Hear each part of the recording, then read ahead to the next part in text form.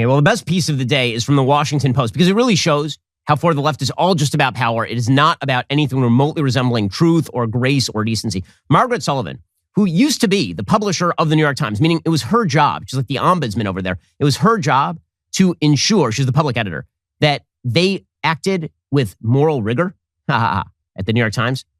She wrote a piece for the Washington Post titled, "I'm disgusted by Joe Rogan's weak apology." This is before the N-word stuff. She says, "My former colleague's death at 47 makes it worse." So the implication seems to be that Joe Rogan somehow killed her 47-year-old colleague.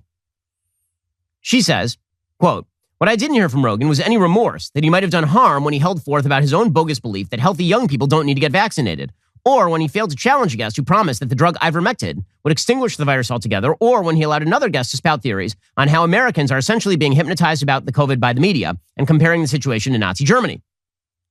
He didn't address the 270 medical professionals whose powerful open letter warned about one of Rogan's episodes that mass misinformation events of this scale have extraordinarily dangerous ramifications. Worse, I heard no apologies to the people who took to heart what they heard, endangering themselves or their loved ones.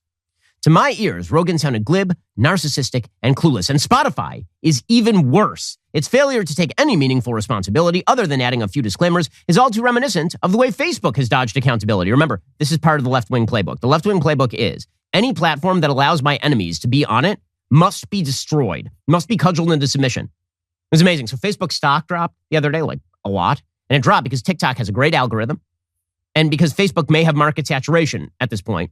And because Apple is screwing with the ad algorithm, right? So Facebook's revenue dropped, and therefore their total stock price dropped. Kevin Roose and Brian Stelter, by the way, started tweeting out the most shared links from Facebook in their news feed, which many of them were from my Facebook page. The suggestion being that their revenue was dropping because people were reading articles from the Daily Wire.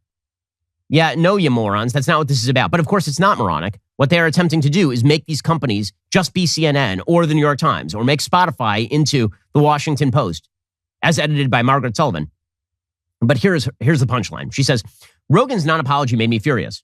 Probably because I've been spending a lot of time this week thinking about Miguel Rodriguez, a former colleague of mine who died of COVID last week. Miggy, as everyone called him, was only 47, a beloved and well-respected reporter at the Buffalo News, where he covered high school sports. As one news colleague wrote this week, he was a ubiquitous community presence with a booming laugh that would fill a room, even when that room was a high school gymnasium.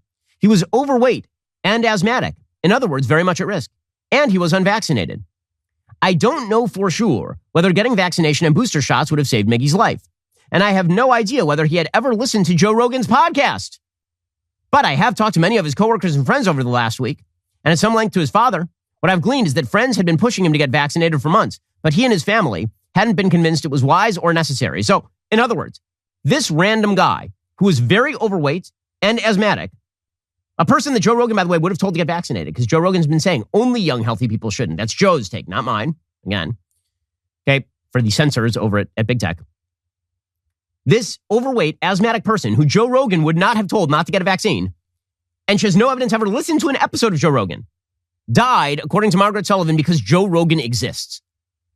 This is the point, folks. It is all just a tool of power. It is all just a tool of power. And it's true throughout the media. It's true throughout our institutions. When the left talks about institutional power of the right and white supremacy, the left controls the major institutions in American society, from the corporate hierarchies to government. This is why GoFundMe, for example, completely decided that they would not even allow donations to the Freedom Convoy in Canada. They would allow donations on GoFundMe for bailing out rioters during BLM. But if there are a bunch of truckers who are protesting vaccine mandates in Canada, that has to be stopped. Not only that, they originally said that they were going to shut down donations, and then they were going to refund the money to anyone who specifically asked, but otherwise they were just going to donate the remainder to charities chosen by the Freedom Convoy organizers and verified by the site. So in other words, they were going to basically distribute all the money to charities of their liking and choosing, which is amazing. They're just going to seize that money. So eventually they reverse themselves and say, we'll send it back to your pocket. But it's just the fact that GoFundMe picks and chooses which types of causes, that there's nothing illegal about freedom of speech. At least there shouldn't be. The fact that GoFundMe has decided they're going to crack down on this sort of stuff is just indicative of how corporate America works. And it really is scary sort of stuff. It really is. By the way, when we speak of the media and how the media are full-scale engaged in leftist causes, It is not that the media hate human rights violations. It's not the media is really, really deeply upset about bad things happening. They don't care about bad things happening. They care about certain specified bad things happening that impede their agenda. How do I know this? Because they're perfectly willing to cover for the Chinese. So the Olympics launched end of last week, and they have no viewership. Nobody is watching the Olympics, not a single minute. The viewership fell hard from the 2018 kickoff in the early numbers. According to Deadline.com, only 8.7 million people tuned in on NBC in primetime to see the pre-taped Mike Tirico and Savannah Guthrie-led coverage of the propaganda-heavy spectacle put on by the Chinese President Xi Jinping and filmmaker Zhang Yimou. Put in starkest terms, these early numbers are down harder and faster from 4 years ago in Pyeongchang than Michaela Schifrin on a slalom run. They crashed 69% in the fast affiliates, to be specific.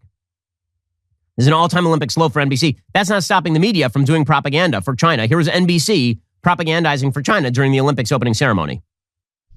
It's worth remembering that while Western countries may be boycotting these Olympics over human rights issues, China styles itself as a champion of the developing world, and it has plenty of support in countries from Africa to Latin America, where its investments are building up local economies. It's always great when you have NBC News actively promoting Chinese propaganda. What was that, written by the Chinese ministry over there? By the way, it's not just NBC. Jay Adonde, who has been, he's a very left-wing voice on ESPN. He said over the weekend that the United States can't even criticize China because we have real problems in the United States with regard to our elections. Yes, that's right. We can't criticize an overwhelmingly tyrannical regime that keeps 1.5 billion people in a form of objective servitude. We can't criticize them because we have voter ID in Georgia now. Here's Jay Adonde saying all the stuff Chinese propagandists would want him to say. Who are we to criticize China's human rights records when we have ongoing attacks by the agents of the state against unarmed citizens, and we've got assaults on the voting rights of our people of color in various states in this country? Amazing. How can we say anything bad about China? After all these sports networks are making money off of China, so we can't say anything bad about China. I mean, bad things are happening here in the United States too. Yes, our media, they're focused in like laser beams on the things that are truly bad in life, like Joe Rogan having said the N-word, quoting a rap lyric 10 years ago. Nailed it. How's this for a title? Ben Shapiro Show subscriber destroys like button with clicks and logic. I'd watch that. Make it happen, gang.